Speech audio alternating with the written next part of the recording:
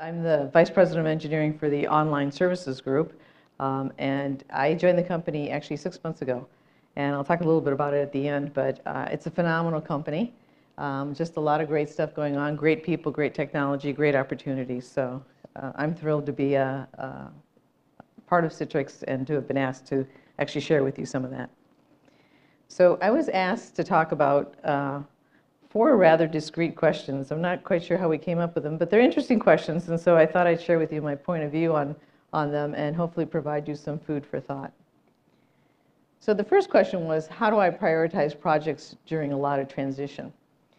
And I must say that in the 30-plus years that I've been in the industry, my point of view has changed 180 degrees, right? So when I first started out, right, I started out as an engineer rather, and it was technology, right? Technology was cool, right? I mean, you're in the heart of the valley. You're constantly told, you're the end all, you're the be all. This is the place to be. If you're not working on technology or you don't get technology, you just don't get it, right? I mean, you're just inundated with that. It's kind of ego building, right? It's kind of fun, and you're like, yeah, I'm bad, I got this stuff, right?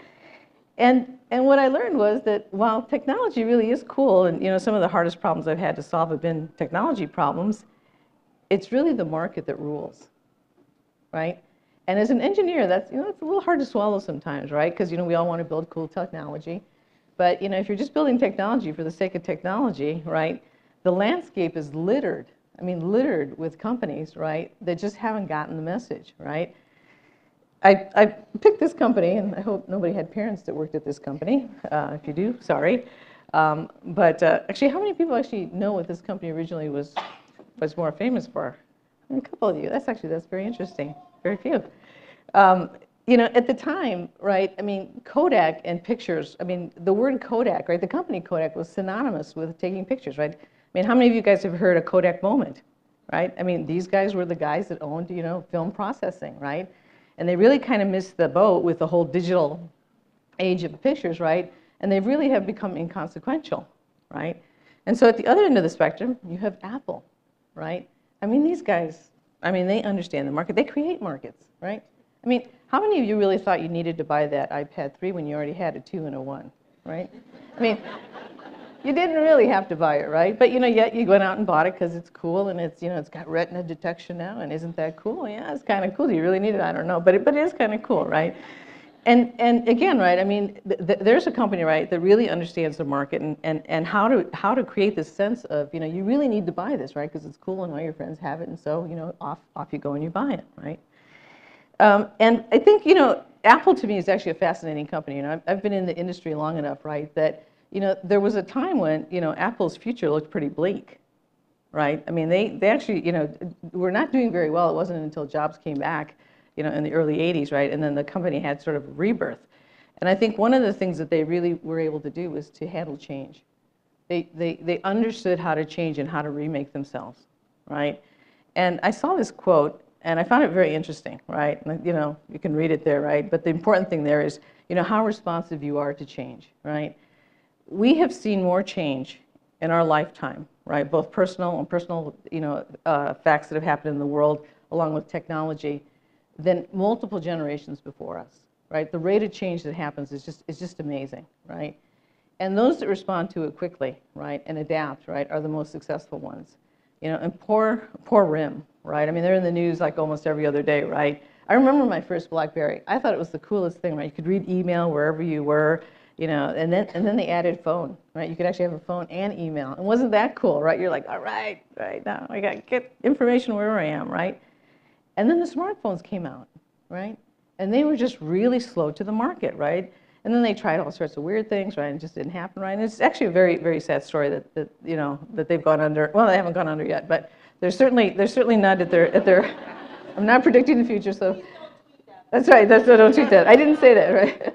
Right. But they're not doing well. They're not doing as well as their counterparts, right?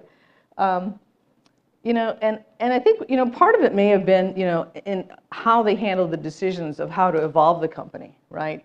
And it's funny, in my career I've never actually met anyone that will admit to being a bad decision maker, right? We all think we're really good decision makers, and Well, maybe that's true, right? I mean, I think we all have made bad decisions in the past, right? But I think probably, from my perspective, right, the worst thing is no decision, right?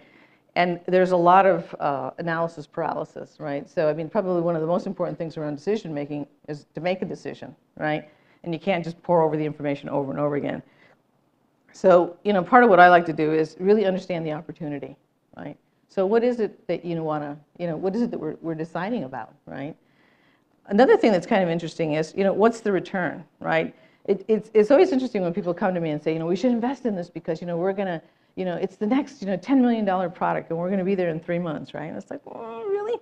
So if I do that and I don't do this, what's the opportunity cost for investing in this and not that, right? And you really have to understand that, right? Because you may be doing something really cool, right? And you may be missing the boat completely on another opportunity, right? So you have to really understand that and think about that, what that means to you. The other thing is, again, right, I think we all think we're good decision makers, right?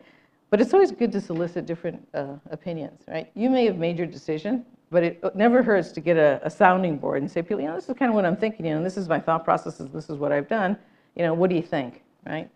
And sometimes it'll really kind of get you thinking about, well, maybe I didn't think about that, or maybe I should reanalyze this, right? But then at the end of the day, step back, don't make an emotional decision, step back, look at the facts, right? And then make the decision, right? And I think a lot of times, people just really get caught up in this, well, should I or shouldn't I? And I think you just have to got to be bold sometimes and make those decisions. So one of the other things I was asked to talk about, right, was in my crystal ball, right, what I thought was hot in terms of technology, right? Remember, technology is cool, but the market rules, right? Certainly mobile, maybe some more mobile, and maybe even some more mobile. So, I mean, this is clearly an area, right, that is very interesting right now, right? And, I've got to believe, right, that, there's still a lot of room for growth in terms of applications on mobile devices, right? And I say that because, every time I look at, iTunes, right, the #1 app is still Angry Birds. And it's like, that's kind of a cool app, right? But, do people really run their businesses on Angry Bird? Well, probably not, right? So I think that there is a huge opportunity, and it really does change how we view things, right, and how we work, right? So I think this is probably one of the really hot areas in the technology right now, in the space. Manu actually talked about this, right? It's not so much what's coming, it's already here, right?